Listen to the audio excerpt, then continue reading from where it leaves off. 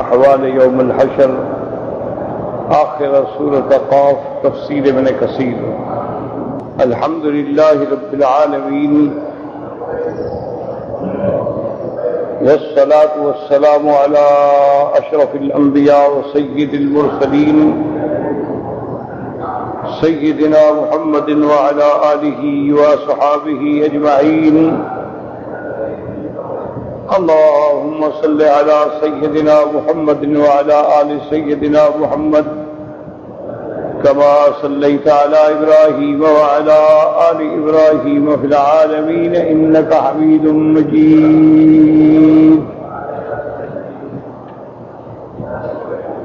أعوذ بالله من الشيطان الرجيم، بسم الله الرحمن الرحيم۔ واستمع يوم ينادي المناد من مكان قريب يوم يسمعون الصيحة بالحق ذلك يوم الخروج إنا نحن نحيي ونميت وإلينا المصير۔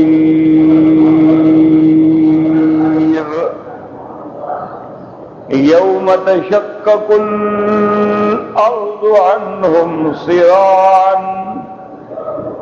ذلك حشر علينا يسير۔ نحن أعلم بما يقولون وما أنت عليهم بجبار،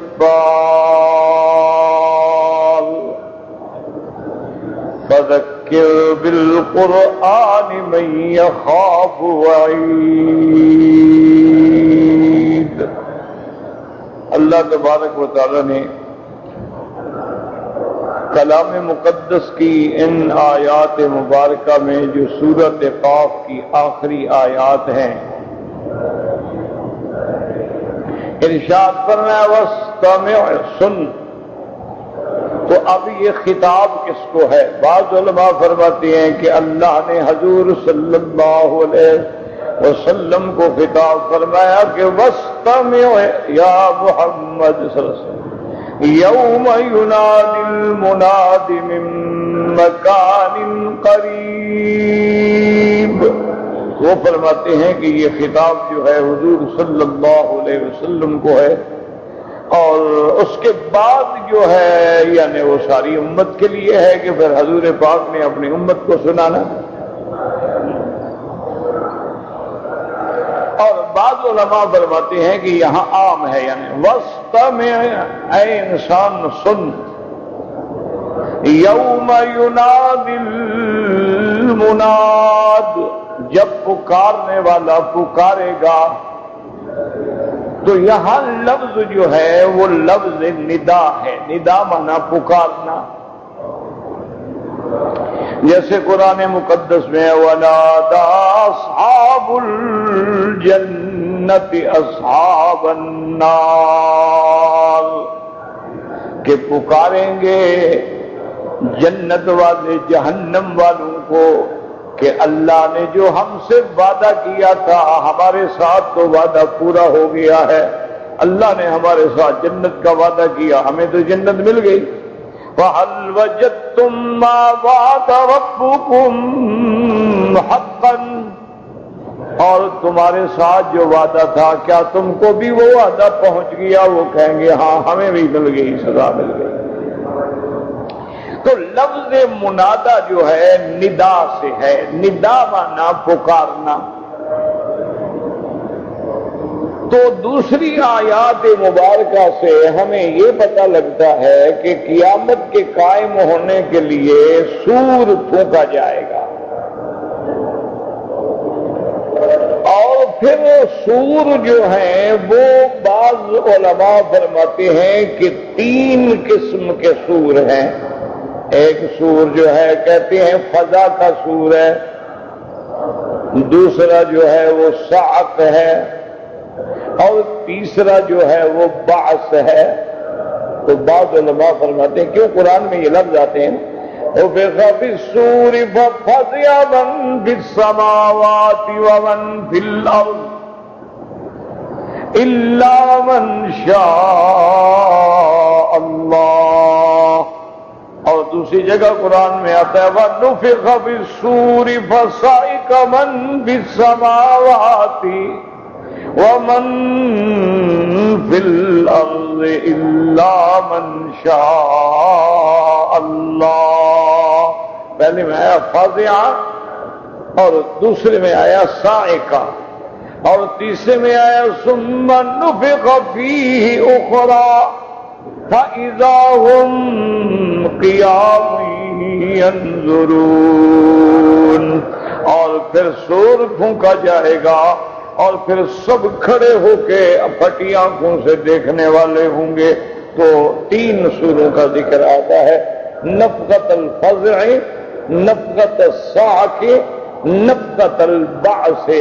لیکن یاد رکھیں کہ راجح قول جو ہے مفسرین کرام کا، کیونکہ اصول ہوتا ہے کہ اقوال تو ہوتے ہیں،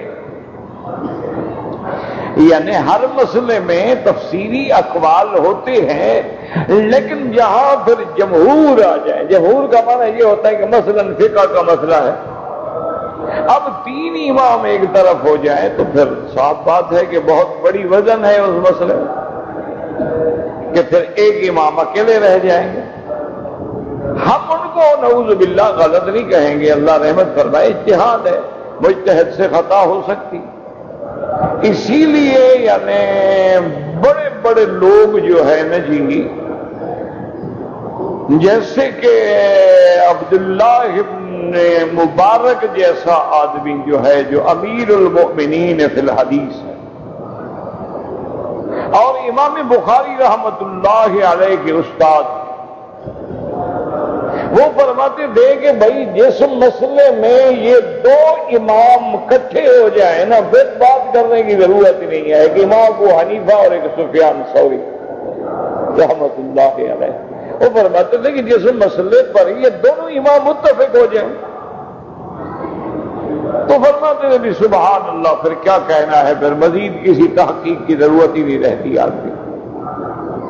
اسی طرح امام احمد ابن حنبل رحمت اللہ علیہ، یاد رکھیں کہ امام احمد ابن حنبل جو ہیں، ان پر جب مسئلہ خلق کے قرآن پر ابتلا آیا تھا تو اس دور کے جو قاضی تھے، جو حاکم تھے، وہ حقیقتاً تو معتزلہ تھے، لیکن فروعی مسائل میں وہ فقہ حنفی سے بھی لیتے تھے. لہذا فطری بات ہے کہ امام صاحب کو پھر ان کے بارے میں شدید ناراضی ہو گئی، ان کے بارے میں ان کا دل دکھ گیا کہ بھئی ظلمن جس بندے پر کوڑے برسائے جائیں، جیل میں ڈالا جائے، اور وہ حق پر بھی ہو، اور اس دور میں اگر کوئی قاضی یا کوئی مولوی اس کے خلاف بات کرے تو دکھ تو ہوگا، فطری بات. تو اس لیے بعض حنفی حضرات سے امام احمد ابن حنبل رحمت اللہ علیہ ناراض رہتے، حالانکہ وہ لوگ حنفی نہیں تھے، وہ معتزلی تھے، لیکن فروع میں فقہ حنفی سے مسائل لیتے تھے، لہذا وہ حنفی کہلائے گئے، حالانکہ وہ حنفی. تو اتنی یعنی ناراضگی کے باوجود بھی امام احمد ابن حنبل رحمت اللہ علیہ جیسا بندے فرماتے ہیں کہ جب تین امام کسی مسئلے پہ اکٹھے ہو جاتے ہیں نا تو پھر بحث کی ضرورت نہیں رہتی. تو لوگوں نے پوچھا کہ حضرت وہ تین امام کون سے ہیں؟ فرمایا امام ابو حنیفہ، امام ابو یوسف اور امام محمد ابن حسن الشیبانی. فرمایا یہ تین اگر ایک مسئلے پہ ایک طرف ہو جائے نا، پھر مجھے اور کسی کی طرف دیکھنے کی ضرورت ہی نہیں ہوتی، کیونکہ فقہ میں امام ابو حنیفہ کا مقام ہے، اور حدیث اور سند میں امام ابو یوسف رحمت اللہ علیہم کا مقام ہے، اور ادب اور لغت میں امام محمد کا مقام ہے. تو جب تین ائمہ فن و علماء کسی مسئلے پہ اکٹھے ہو کے بات کریں تو صاف بات ہے کہ وزن بڑھ جائے. تو اس لیے یاد رکھا گیا نا، بعض اوقات لوگ سمجھتے نہیں کہ جی جمہور کیا مانا، جمہور کا مانا ہوتا ہے اکثریتی رائے. اب دیکھیں نا مثلا 4 صحابہ ہیں، 4 خلفاء ہیں، اب اگر 3 خلفاء ایک طرف ہو جائیں تو صاف بات ہے کہ وہ جمہور کی رائے جو ہے شمار ہوگی. پھر ایک خلیفہ ایک طرف ہوگا. تو اور اسی سے اندازہ لگا لیں کہ عبداللہ ابن مبارک فرماتے ہیں کہ یہ دو امام ابو حنیفہ اور سفیان، تو یعنی عبداللہ مبارک کی بڑی بات ہے. امام ابو حنیفہ چونکہ فقہ میں امام تھے اور سفیان ثوری حدیث میں امام تھے، تو جب دونوں کسی مسئلے میں اکٹھے ہو جائیں فرماتے پھر مجھے تو تحقیق کرنے کی ضرورت ہی نہیں رہتی ہے. اور خدا کی شان دیکھیں، یہ دونوں امام جو ہیں اس بات پہ متفق ہیں کہ امام کے پیچھے فاتحہ نہیں پڑھنی، اور یہ دونوں امام کہتے ہیں کہ آمین آہستہ کہنی، اور یہ دونوں امام کہتے ہیں کہ رفع یدین بھی نہیں کرنی. اب آپ خود فرمائیں کہ کتنا وزن ہوگا اس مسئلے میں جب دونوں امام ایک طرف ہیں. اور اسی طرح وہ تینوں امام جو ہیں وہ بھی اسی مسئلے میں اس طرف ہیں، امام ابو حنیفہ، امام ابو یوسف اور امام محمد. تو اب اتنے بڑے ائمہ کی بات کو ہمیشہ یاد رکھیں، غلط نہ کہہ دیا کریں. اس لیے شاہ ولی اللہ محدث دہلوی رحمت اللہ علیہ، جن کی وجہ سے علم حدیث ہندوستان میں پھیلا ہے، ان سے کسی نے پوچھا کہ حضرت رفع یدین کے بارے میں، پر میں ابھی جو کرتے ہیں ان کو بھی کچھ نہ کہیں اور جو نہیں کرتے ہیں ان کو بھی کچھ نہ کہیں، دونوں کے بعد بہت روایات ہیں، لہذا بات کرنے کی ضرورت ہی نہیں. بڑا عادلانہ فیصلہ ہے، کوئی جھگڑے کی بات ہی نہیں. اور نے فرمایا نہ فرائض میں ہے نہ واجبات میں ہے، مگر نزدیک دوسرے مستحب کے درجے میں ہے. تو فرمایا اس کے مستحب کے درجے میں پھر لڑائی لڑنے کی کیا ضرورت ہے؟ دلائل ان کے پاس بھی ہیں، دلائل ان کے پاس بھی ہیں، بلا وجہ فتنہ کرنے کی کیا ضرورت ہے؟ اور ساتھ یہ فرمایا کہ جس مسئلے سے فتنہ پیدا ہوتا ہو اس سے اللہ کے نبی نے منع فرمایا ہے. اور چونکہ ان ممالک میں فقہ حنفی پہنچی ہے تو یہاں نہ کرنا جو ہے وہ زیادہ بہتر ہے، کیونکہ وہ اگر کا حدیث کرنے سے بھی ثابت ہے لیکن اختلاف پیدا ہو جائے گا تو اختلاف سے ہمیں بچنا. تو بہرحال اللہ رحمت فرمائے. تو اس لیے سمجھیں کہ جمہور یہ کہتے ہیں کہ سور جو ہے وہ دو ہوں گے، یاد رکھو، ایک نفقہ ساق ہوگا اور ایک نفقہ باس ہوگا. وہ کہتے ہیں کہ نفقہ فضا کا جو لفظ ہے جب سور پھونکا جائے گا تو ابتداءً یعنی گھبراہٹ ہوگی، اس کے بعد موت آ جائے گی. نفخ فی الصور فصعق من فی السماوات ومن فی الارض. جب سور پھونکا جائے گا ہر چیز جو اس وقت دنیا میں موجود ہے وہ ساری کی ساری ختم ہو جائے گی، سب پہ فنا آ جائے گی. اور یاد رکھیں مگر وہ چیزیں جن کو اللہ تبارک و تعالی باقی رکھنا چاہیں ان پہ فنا نہیں آئے گی. جنت پہ فنا نہیں آئے گی، جہنم پہ فنا نہیں آئے گی، عرش و کرسی پہ فنا نہیں آئے گی. اللہ تبارک و تعالی ان کو باقی رکھیں گے. ورنہ جتنی اللہ کی مخلوق ہے، انس ہیں، جن ہیں، ملائکہ، سب پہ موت آ جائے گی. حتیٰ کہ ایک روایت میں اللہ پاک فرمائیں گے کم بقی من عبادی یا جبرائیل. اللہ فرمائیں گے جبریل میرے بندوں میں سے اب کتنے بچ گئے ہیں؟ حضرت جبریل کہیں گے وَأَنْتَ أَعْلَمُ بِذَلِكَ مِنِّي. یا اللہ آپ تو جانتے ہیں لیکن آپ کا حکم ہے تو میں عرض کرتا ہوں کہ باقی صرف ہم 4 فرشتے بچ گئے ہیں. ایک جبرائیل ہے، میکائیل ہے، اسرافیل ہے اور عزرائیل ہے. اب اللہ فرمائیں گے جبرائیل ساری زندگی تو ہم نے ملک الموت عزرائیل کو بنایا تھا، لیکن اب میں تمہیں حکم دیتا ہوں ان تینوں کا روح جو ہے قبض کر لو. تو اب حضرت جبریل علیہ السلام ان تینوں کا روح قبض فرمائیں گے، ان تینوں پہ بھی موت آ جائے گی. اللہ فرمائیں گے کم بقی من عبادی وہو اعلم. حالانکہ اللہ جانتے ہیں. اللہ فرمائیں گے جبریل اب بتاؤ میرے بندوں میں کتنے بچ گئے؟ کہے گا یا اللہ آپ جانتے ہیں ما بقی الا عبدک الذلیل. اب تو صرف آپ کا یہ عاجز بندہ باقی ہے اور کوئی باقی نہیں. اللہ فرمائیں گے مت تم بھی مر جاؤ، وہ بھی مر جائیں. کل من علیہا فان. ہر چیز جو یہاں ہے وہ قابل فنا ہے. کل من علیہا فان ویبقى وجہ رب ربک ذی الجلال والاکرام، اور صرف تیرے رب کی ذات ہے جو باقی ہے، جو دائم ہے، جو حی ہے، جو قیوم ہے، جس پہ کبھی فنا نہیں آئے گی۔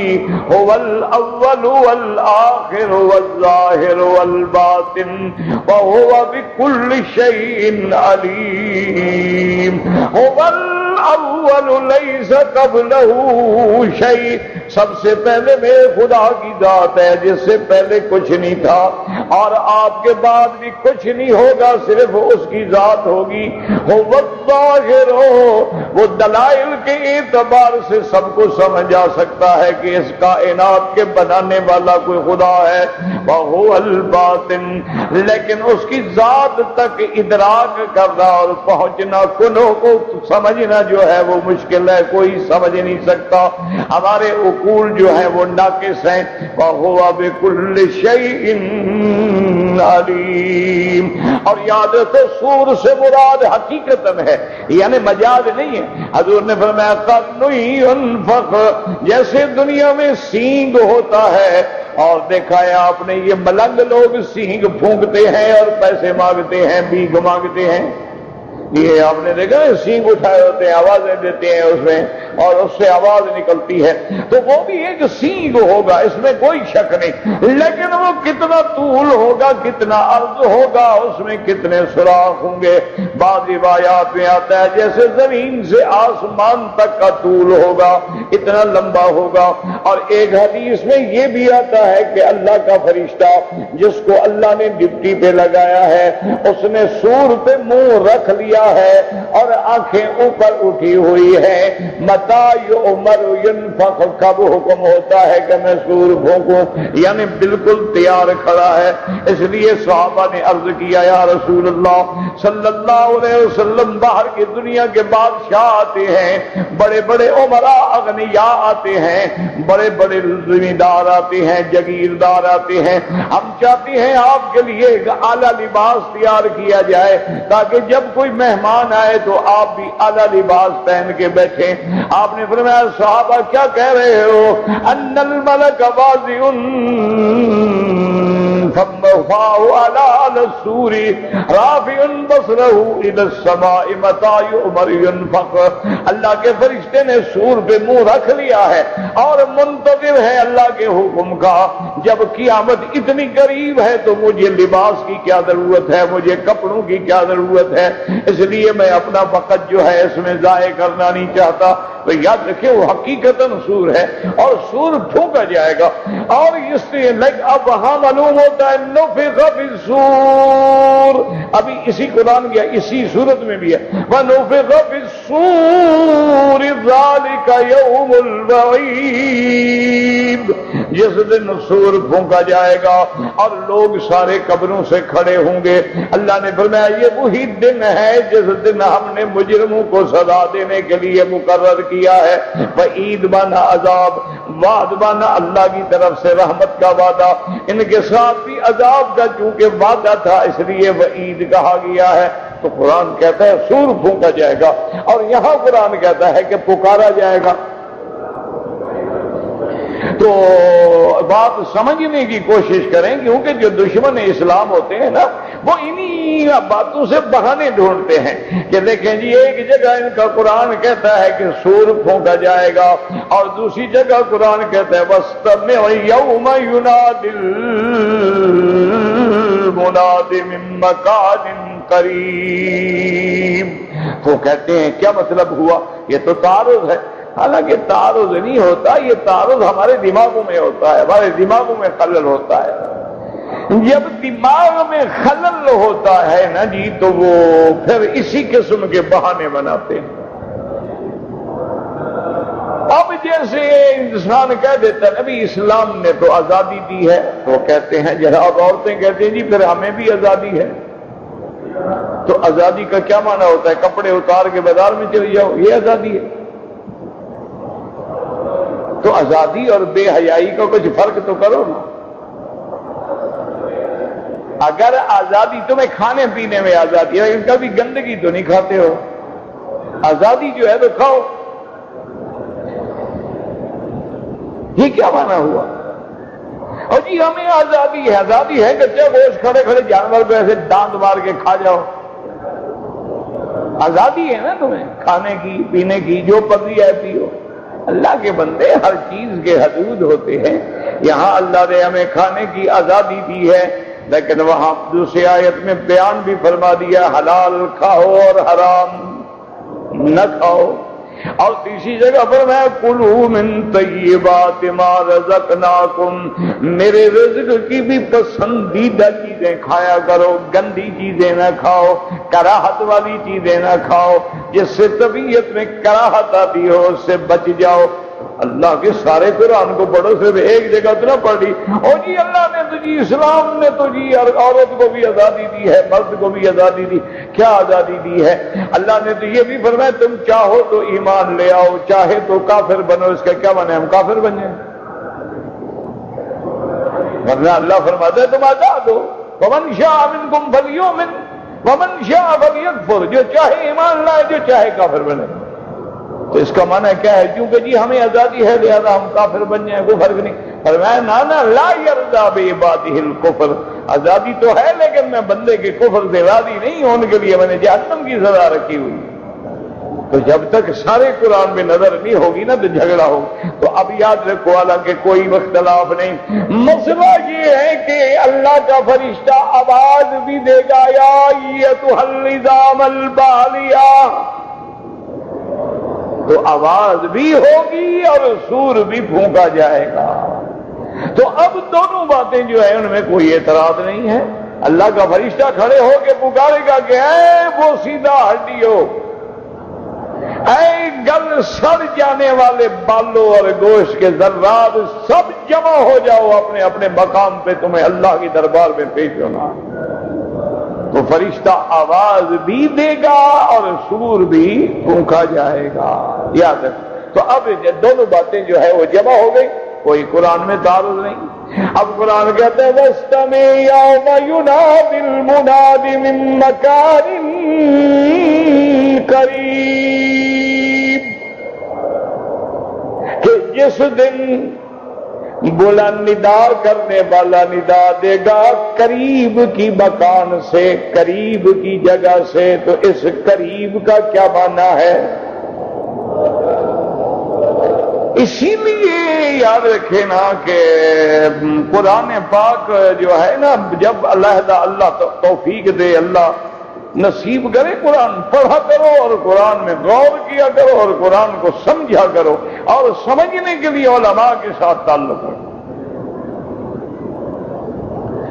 اردو ترجمے اور انگریزی ترجمے پڑھ کے پھر آدمی پرویز تو پیدا ہو سکتا ہے، غلام جیلانی برق تو بن سکتا ہے، مسعودی فرقے تو پیدا ہو سکتے ہیں، لیکن محدث اور مفسر نہیں پیدا ہو سکتے۔ اس کے لیے استاد کی ضرورت، جیسے مربع بغیر مربی کے نہیں بنتا۔ تو ورنہ اسی لیے دیکھنے بڑے پڑھے لکھے لوگ تھے نا، ڈاکٹر غلام جیلانی پر، اس نے میں نے سنا توبہ کر لی تھی، اللہ مغفرت فرمائے، توبہ کر لی تو اچھا ہو گیا۔ اور پرویز تھا جو منکر حدیث طلوع اسلام جو رسالہ نکالتے ہیں، اسی طرح چکڑالوی تھے، قادیانی تھے، مرزائی تھے، بڑے بڑے لوگ۔ تو یہ لوگ اسی لیے بھٹکے ہیں، یاد رکھو۔ جیسے اس نے ایک فرقہ بنایا اور اس نے کہا کہ جی حضور کی زندگی کے بعد اب ہمیں حضور کی ضرورت نہیں ہے، اب تو مرکز ملت جو چاہے فیصلہ کرے۔ اور انہوں نے کہا کہ جناب اب جو اسلام میں نئے نئے مسائل میں اجتہاد کی ضرورت ہوگی تو پارلیمنٹ کرے گی، اور ماشاءاللہ پارلیمنٹ بھی ایسی ہو جن میں جیلی ڈگری والے ہوں، یہ فیصلہ کریں گے۔ جن کو الحمدللہ رب العالمین کا ترجمہ بھی نہیں آتا، وہ پارلیمنٹ میں بیٹھ کے اسلام کے قانون پر اجتہاد کریں گے۔ اسی لیے دیکھا نہیں تھا آئینی قوانین انہوں نے بنائے تھے، اب بھی ہیں آپ کے ملک میں رائج ہیں۔ تو اس قانون کا تقاضا یہ ہے کہ جب آدمی اپنی بیوی کو طلاق دے دے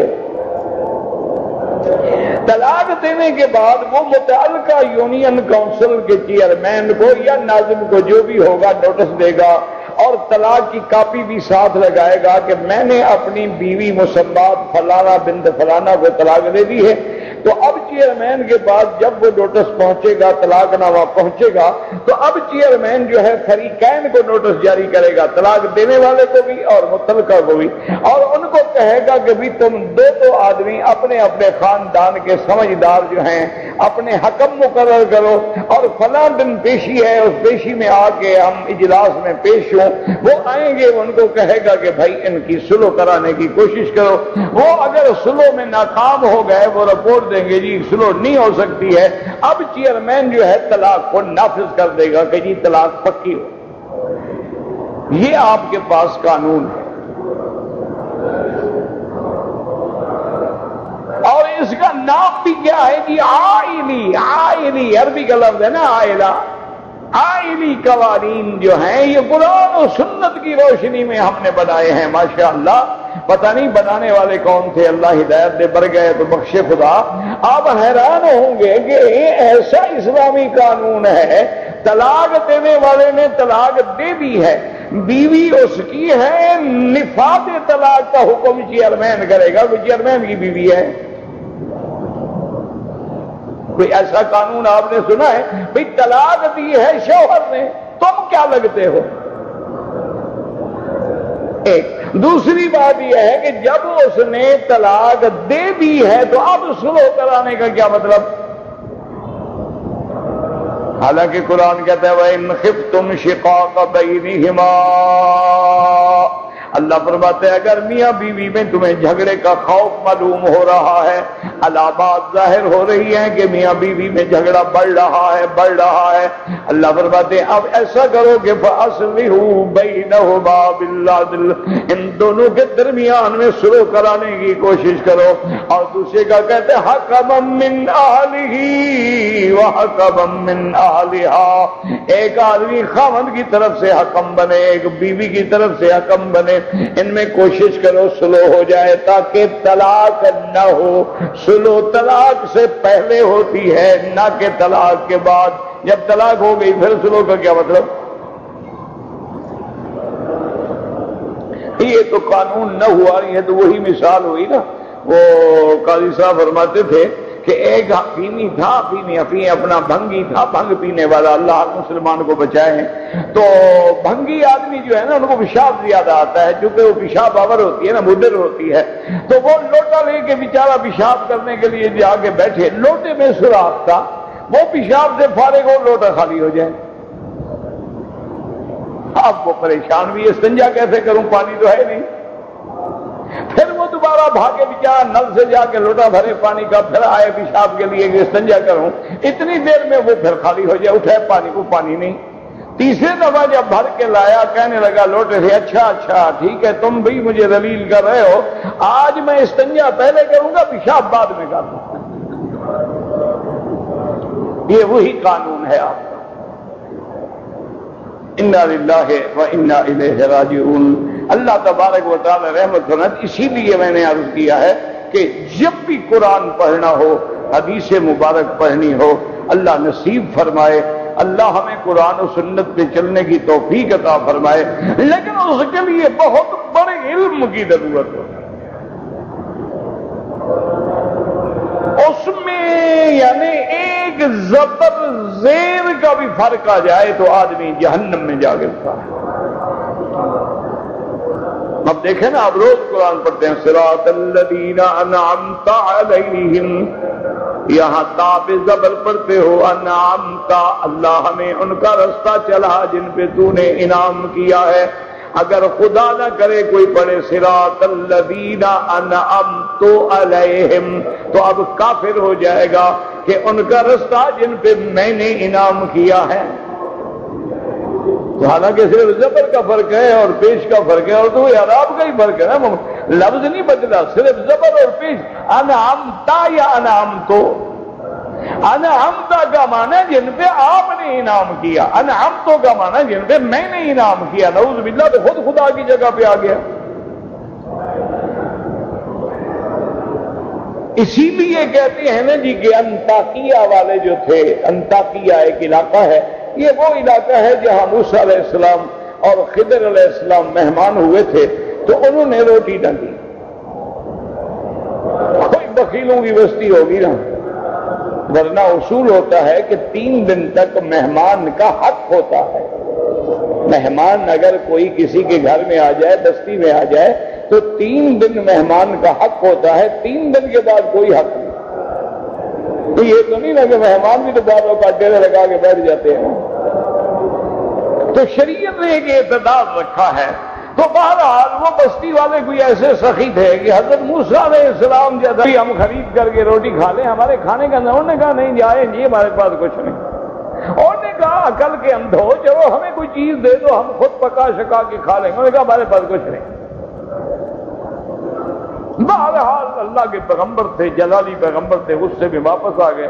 حضرت خضر نے پوچھا کیا ہوا؟ نے کہا یہ بستی والوں نے انکار کر دیا۔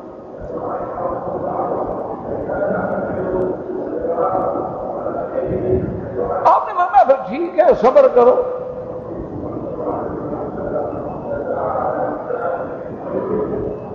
اگر انکار کر دیا ہے تو صبر کرو، کوئی مسئلہ نہیں۔ تو صبر کر لیا۔ صبح کو آپ گزر رہے تھے تو ایک دیوار بالکل ایسے ٹیڑھی ہو گئی تھی، تو حضرت خضر نے کرامت کے طور پہ اشارہ کیا، دیوار سیدھی ہو گئی۔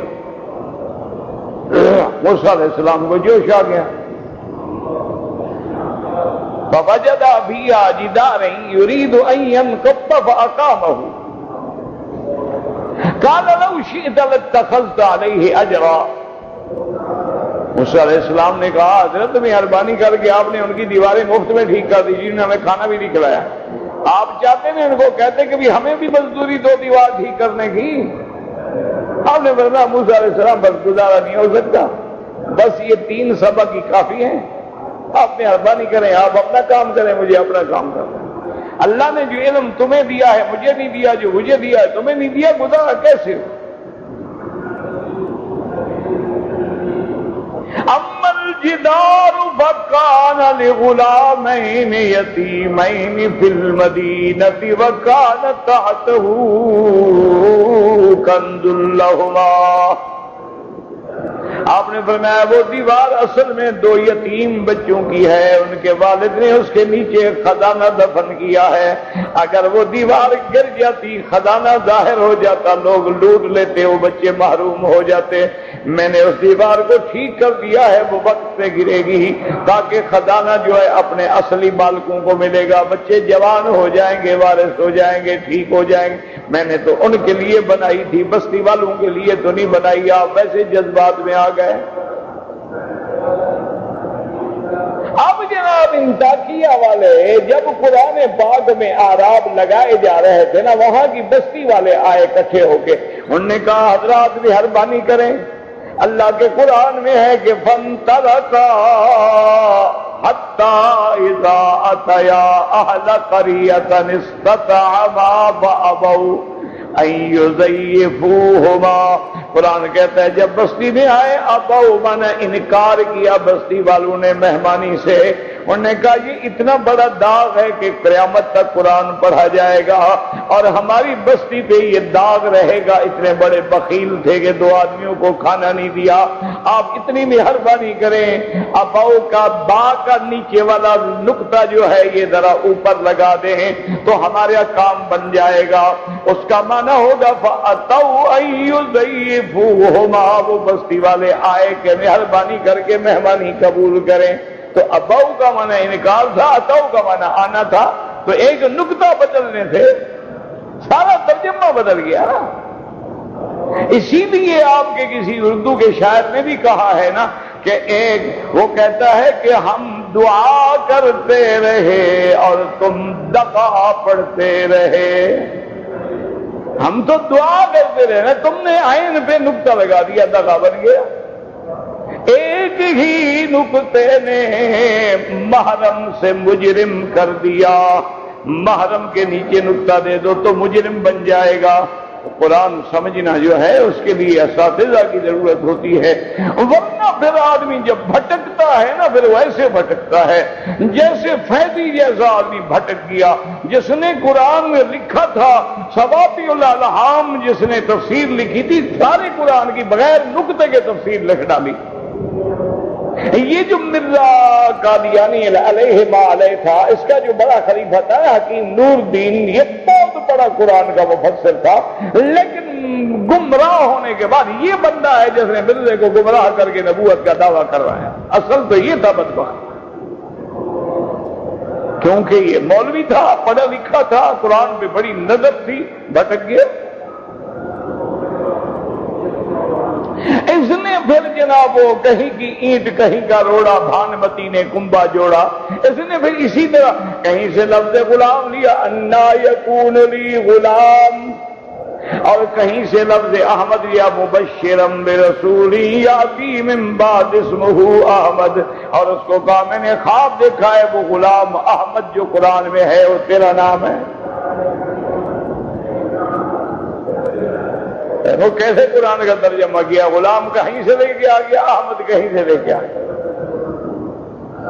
اور رسول کا لفظ کہیں سے لے آ گیا، کہنے لگا کہ غلام احمد بھی تم ہو، نعوذ باللہ رسول بھی تم ہو، انا للہ و انا الیہ۔ تو اس کا نتیجہ پھر یہی رہا۔ اب دیکھیں نا کوئی جھگڑا ہی نہیں کہ اللہ کا فرشتہ سور بھی پھونکے گا اور آواز بھی دے گا، بات ختم ہوگی، یعنی ندا بھی ہوگی اور سور بھی پھونکا جائے گا۔ تو اس میں کیا بعید ہے کہ جو سور پھونک رہا ہے سور بھی پھونک دیا اور آواز بھی دے دی،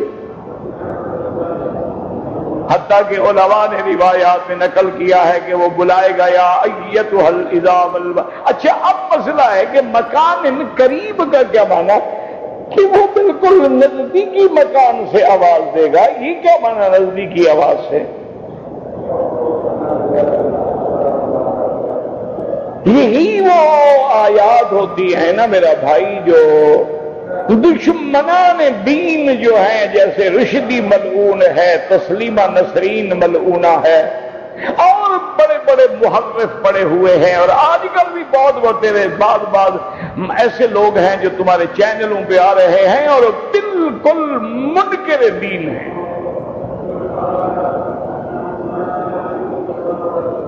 اس کی وجہ یہ ہے کہ علماء حق جو ہیں اور صحیح معنوں میں جو اولیاء اللہ ہیں، علماء ہیں، وہ تو بیچارے ٹی وی سے، چینل سے، ان چیزوں سے بھی بری ہیں، وہ تو منہ چھپا کے کوئی آئے تو بیٹھ جاتے ہیں کہ کہیں میرا فوٹو آگے نہ آ جائے۔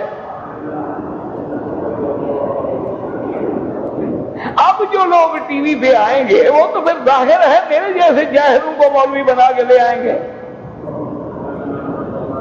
کیوں؟ علماء تو آ نہیں رہے، میدان چھوڑ دیا دشمن کے لیے۔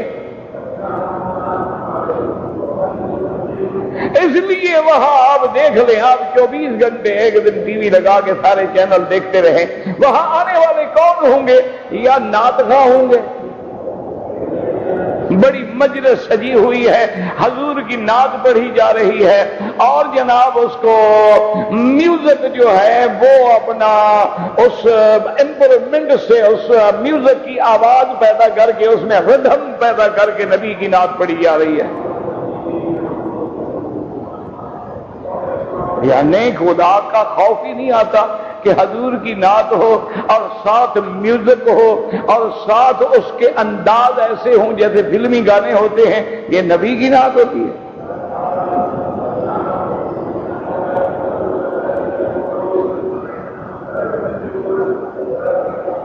ورنہ نعت پڑھنا تو عاشق کی نشانی ہے، حضور نے خود اپنی مدح کی نعت سنی ہے، تو کون مائی کا لال ہے جو انکار کرے؟ نعت پڑھنا بھی جائز، سننا بھی جائز، اور نعت میں سرکار دو جہاں کی تعریف ہے تو اس تعریف پہ یقین کرنا بھی جائز، لیکن یہ جو ساتھ آپ نے میوزک سسٹم لگائے ہوئے ہیں اور آپ نے وہاں ساؤنڈ سسٹم میں ایک ایسی ٹیکنیک پیدا کی ہے کہ آواز میں جو ہے ایک ردھم پیدا ہو، اور پھر منہ سے بھی ایسی آوازیں نکالتے ہیں جیسے باجے سے آواز نکل رہی ہو، یہ کون سی نعت ہے؟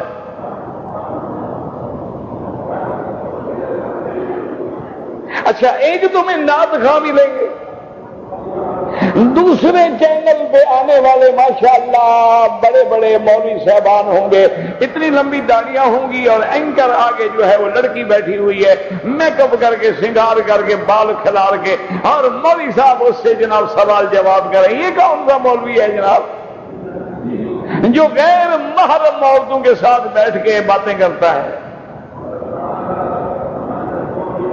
اور سرکار دو جہان ہے تو کبھی بی بی عائشہ فرماتی ہے واللہ مجھے اللہ کی قسم ہے میرے مدنی کا ہاتھ کسی غیر محرم عورت کے ہاتھ کے قریب چھو کے بھی نہیں گزرا۔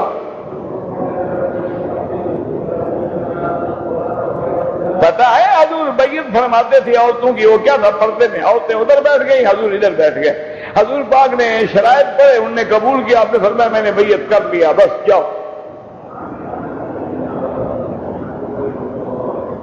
اسی لیے جو بیعت ہوئی ہے جبل صفا پہ، جہاں سے آپ صفا دوڑتے ہیں، حضور صفا پہاڑ پہ بیٹھے ہیں، آپ کے نیچے تھوڑے سے حضرت عمر بیٹھے ہیں، اور اس سے نیچے سارے مکے کی عورتیں جو اسلام لانا چاہتی ہیں وہ بیٹھی ہیں۔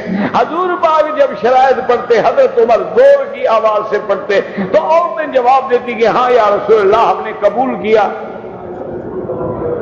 تو اب آپ دیکھیں کتنا اہتمام ہے کہ بی بی ہند ہے، یعنی حضرت ابو سفیان کی بیوی ہے، یہ جس زمانے میں کافرہ تھی، اس نے سیدنا حمزہ کو شہید کروایا تھا حبشی کے ذریعے، اور سیدنا حمزہ کا کلیجہ منگوا کے کچا کھا گئی، دشمن تھی سیدنا حمزہ کی، حضور کی چچی ہے، اور کہتی ہے کہ میں اور تمہیں چھپ کر کے نیچے بیٹھ گئی، اور کیونکہ مجھے ڈر تھا کہ اگر حضور نے مجھے دیکھ لیا اور پہچان بھی لیا تو میری بیعت کبھی قبول نہیں کریں گے، میں تو سیدنا حمزہ کی قاتل ہوں۔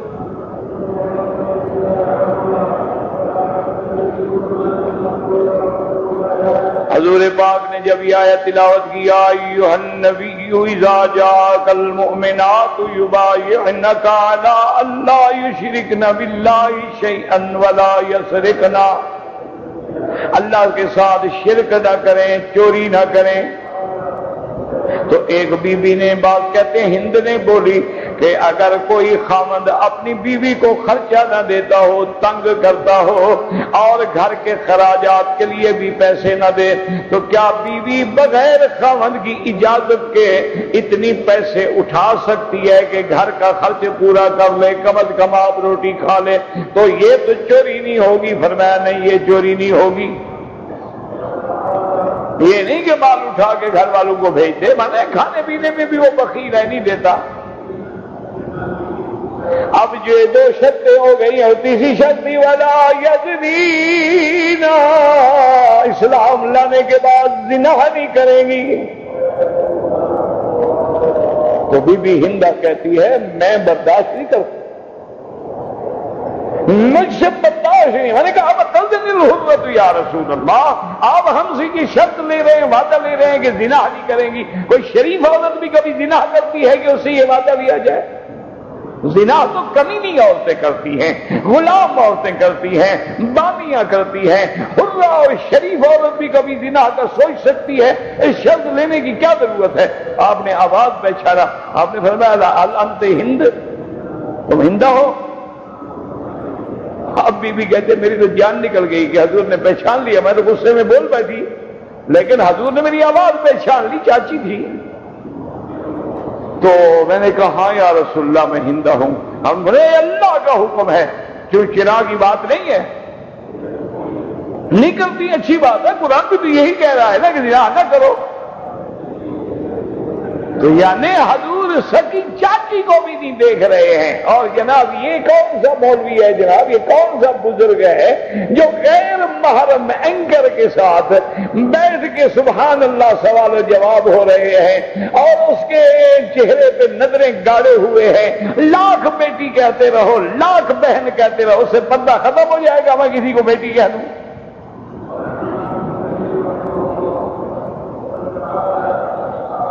یہ کیا بات ہے؟ کسی کو کہہ دو کہ میری بیٹی بس پردہ ختم، کسی کو کہہ دو میری بہن ہے۔ اسی لیے تو عمرے والے آتے ہیں نا ماشاءاللہ، لوگوں کی بیویوں کو بہن بنا کے لے آتے ہیں، اپنا عمرہ بھی برباد، اس کا بھی ہمیشہ کے لیے برباد، کوئی عمرہ شمرہ نہیں ہوتا دونوں کا.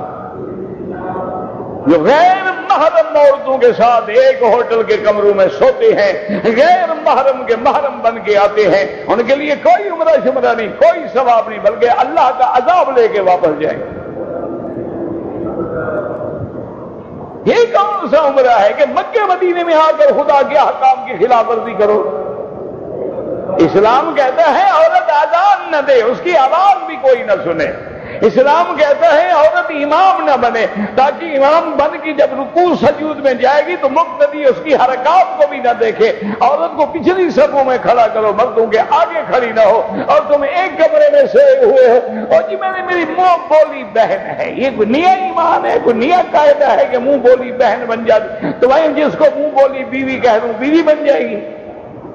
کیا خیال ہے؟ اگر منہ بولی بہن بن سکتی ہے تو جس کو ہم چاہیں بیوی بنا لیں.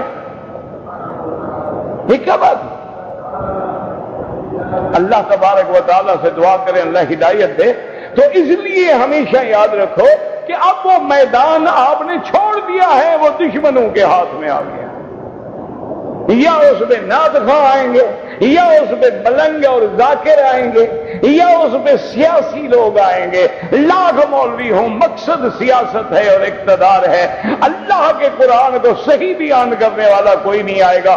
یا وہاں وہ لوگ آئیں گے جو محرف ہیں، جو دین کو تبدیل کرنے والے ہیں، جو اللہ کے قرآن و حدیث کے اندر نئے نئے مسائل پیدا کر کے لوگوں کو متنفر کر رہے ہیں. اس لیے دعا کریں کہ اللہ تبارک و تعالیٰ اہل حق کی حفاظت کرے اور آپ کو بھی ان سے تعلق نصیب کرے جن سے صحیح قرآن سمجھ آئے. یاد رکھیں پھر مکان قریب کا معنی یہ نہیں ہوتا کہ معنی یہ ہے وہ آواز ایسی ہوگی. حضرت قتادہ فرماتے ہیں کہ ہر آدمی یہ سمجھے گا کہ میرے کان میں کہی جا رہی. یوم ینادی المنادی من مکان قریب واللہ اعلم. عورت کم عقل ہوتی ہے، تجربہ کر لو کہ سارے کام مولوی مکی نے تو نہیں کرنے. تم بھی کوئی تجربہ کر لو اور اس سے مشورہ لے کے انشاءاللہ کام کر دیکھو، 6 مہینے میں تجربہ ہو جائے گا. اللہ کے بندے حضور نے فرمایا ناقصات العقل و ناقصات الدین. عورت ناقص العقل بھی ہے، ناقص الدین بھی ہے کہ مرد رمضان کے پورے روزے رکھے گا، عورت پورے روزے نہیں رکھے گی. مرد مہینے کی پوری نمازیں پڑھے گا، عورت پوری نمازیں نہیں پڑھے گی. تو دین میں نقص آ گیا کہ نہیں آ گیا؟ اور آپ نے فرمایا ناقصات العقل کا معنی یہ ہے انہن یکفرن العشیرہ، یہ اپنے خاوند کی انتہائی ناشکر گزار ہوتی ہے. ساری زندگی اس کی خدمت کرو، جب ناراض ہوگی 1 منٹ میں کہ تم نے میرے لیے کیا کیا ہے. وہ بدبختی یہ مکان ہے تم نے اپنے بیٹوں کے لیے بنایا ہے. اور میں نے تمہیں 50 تولے کے سونے کے زیور بنا کے اور تو لوگوں کو دکھانے کے لیے کہ فلاں کی بیوی بھی بغیر زیور کے نہ ہو. میرے لیے تم نے کیا 1 منٹ میں انکار کر دے. نہ یہ سمجھدار ہوتی تو آدم علیہ السلام کو درخت کا پھل کھلا کے نیچے لے آتی. ہاں جی کیا خیال ہے آپ؟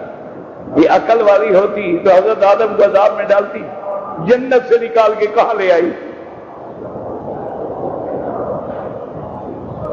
یہ پتہ ہے عورتوں کو جو حیض میں اور ولادت میں تکلیف ہوتی ہے اس کی وجہ یہی تھی کہ اب جب بی بی حوا نے رونا شروع کیا نہ کیا اللہ غلطی ہوگی.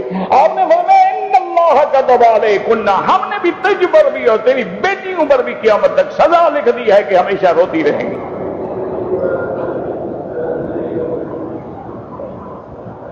اور یاد رکھو اگر عورتیں کامل العقل ہوتی میرے مدنی کی خلافت میں بی بی فاطمہ بیٹھتی، حضرت ابو بکر نہ بیٹھتی.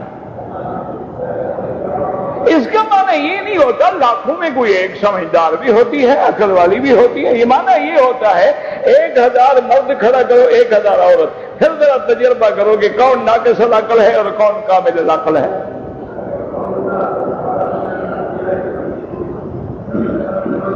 ایک آدمی نے بیوی کو طلاق دے دی، 5-6 مہینے کے بعد کسی مولوی سے فتویٰ لے کے نکاح کر لیا.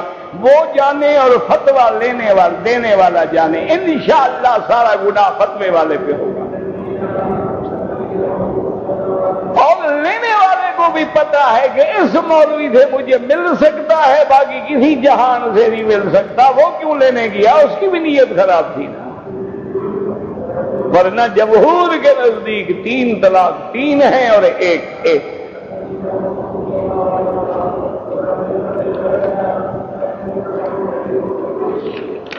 اب بھائی اتنا بندہ میں کیسے پڑھوں اور کب میں جواب دوں؟ خدا کسی کو گمراہ نہیں کرتا، خدا نے تو 1,24,000 پیغمبر بھیجا ہے، جب تم نافرمانی کرتے ہو پھر اللہ کو کیا ضرورت ہے تمہاری؟ اللہ نے اگر بندوں کو گمراہ کرنا ہوتا تو کتابیں کیوں اتارتے، پیغمبر کیوں بھیجتے؟ وہ تو ہدایت دینا چاہتا ہے۔ توبہ کرو، استغفار کرو اور کسی صحیح عالم کی، اولیاء اللہ کی صحبت اختیار کرو۔ مجھے نفسیاتی پریشانیاں ہیں، سورۃ البقرہ بھی پڑھا کرو اور استغفار پڑھو، درود شریف پڑھو، زمزم پیو اسی نیت سے۔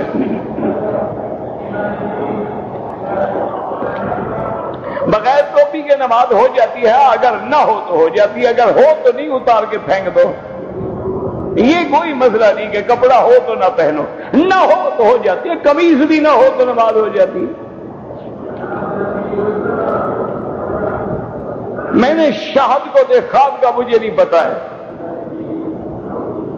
عدالت اگر شرعی نہ ہو اس کا فیصلہ ماننا، دیکھو نظام عالم کو چلانے کے لیے مجبور ہے، لیکن اس کا فیصلہ قرآن کے خلاف ہو تو ہم نہیں مانیں گے۔ عام نظام میں مانیں گے؟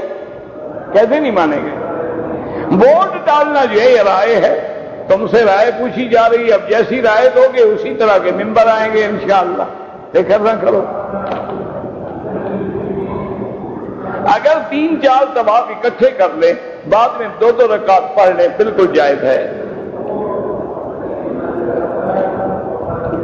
کہتے جی کہ ہمارے ایک مولوی صاحب ہیں، وہ رکوع میں جاتے ہیں تو دونوں پانچے اٹھاتے ہیں، عمل کثیر ہو جائے تو نماز میں کراہت آ جاتی ہے، ان کو سمجھائیں کہ ایسا عمل نہ کریں۔ کیوں ان کی شلوار یعنی گری ہوتی ہے؟ کیا وجہ ہوتی ہے؟ وجہ ہے کیا؟ مجبوری ہے؟ قصہ کیا؟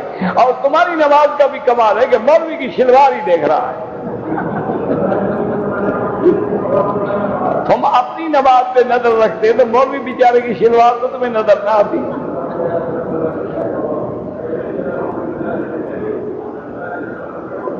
کہتے جی کہ میں ڈاکٹر ہوں، ماؤں کو دودھ پلانے کی مدت 2 سال ہے، ہر حال میں ماں دودھ پلائے، والوالدات یرضعن اولادہن حولین کاملین۔ امام صاحب فرماتے ہیں کہ 2.5 سال تک حکم رضا ہوگا، یہ نہیں کہتے کہ مدت رضا ہے، مدت رضا ان کے نزدیک بھی حولین کاملین ہے، لیکن وہ یہ کہتے ہیں کہ احتیاط اسی میں ہوتی ہے کہ اگر کسی نے مثلا 2.5 سال تک پیا ہے تو اس کو بھی ہم رضا میں شمار کریں گے۔ ہمارے عقیدہ ہے، پتہ نہیں کیا ہے، کیا لکھا ہے ہمیں نہیں سمجھ آ رہا ہے، لکھا کیا ہے آپ نے؟ کہتے جی کہ طواف میں مرد و خواتین اکٹھے ہوتے ہیں، اللہ دونوں کو ہدایت دے، حل کوئی نہیں، اگر آپ کے عقل میں کوئی حل ہے تو تجویز لے کر حکومت کو لکھ کے بھیج دو۔ اگر ہم بار بار مسجد عائشہ سے عمرہ کریں، نفلی عبادت ہے، چاہے 100 کر لو چاہے 1 بھی نہ کرو۔ امام صاحب تو اپنے اپنے وقت پہ اپنے اپنے حالات کے مطابق آتے ہیں، مجھ سے پوچھ کے تو نہیں آتے ہیں۔ جس امام کی قرات کا شوق ہو کیسٹ لے لو، جا کر سنتے رہو۔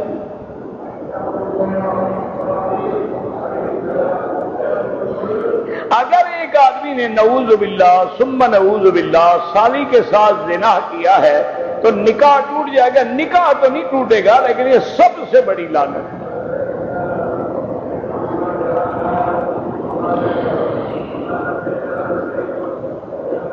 ایک آدمی صبح 9 بجے اٹھتا ہے، بالکل گناہگار ہے، ڈیوٹی اور نوکری کا فکر ہے، اللہ کی ڈیوٹی کا فکر نہیں ہے۔ یہی وہ آدمی ہے جو ابداً نماز چھوڑ کے کافر بنتے ہیں۔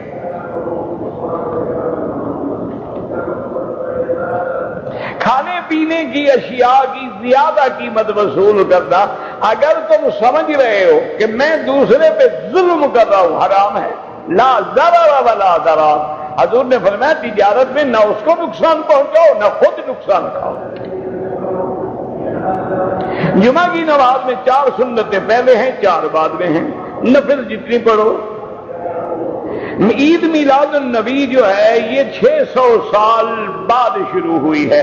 20 رکعت تراویح جو ہے اس میں اجماع صحابہ ہے کہ حضرت عمر نے حکم دیا، سب صحابہ نے قبول کیا، تو اس کا مرتبہ وہی ہوتا ہے جو سنت محمد مصطفیٰ۔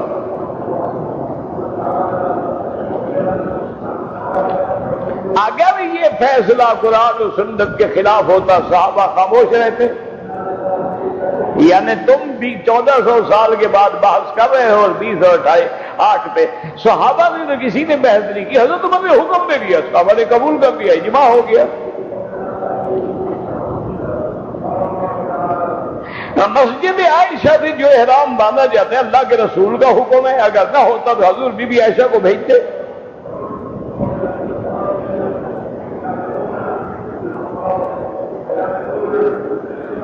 بہرحال اللہ پاکستان کی حفاظت کرے۔ بھئی ہم تو ہمیشہ دعا کرتے ہیں، سیدھی بات ہے، ایک اسلامی ملک ہے، اس میں کوئی شک نہیں کہ وہ اس میں اسلام نہیں ہے، لیکن ملک تو مسلمانوں کا ہے نا، اللہ اس میں رحم کرے، اللہ اس کی حفاظت کرے، اور اللہ ایسے حالات پیدا کرے کہ مسلمانوں کے بجائے صحیح معنی میں اسلامی ملک ہو۔ یہ مسلمانوں کے ملک ہے، اسلام کا ملک نہیں ہے میرا بھائی، کہاں اسلام ہے ہی نہیں۔ قرآن میں جو کپڑا رکھتے ہیں ادب کے لیے کوئی حرج نہیں، قبروں پہ کپڑا ڈالنا بالکل منع ہے، یعنی قبر اور قرآن برابر ہے آپ کے نزدیک؟ ماشاءاللہ۔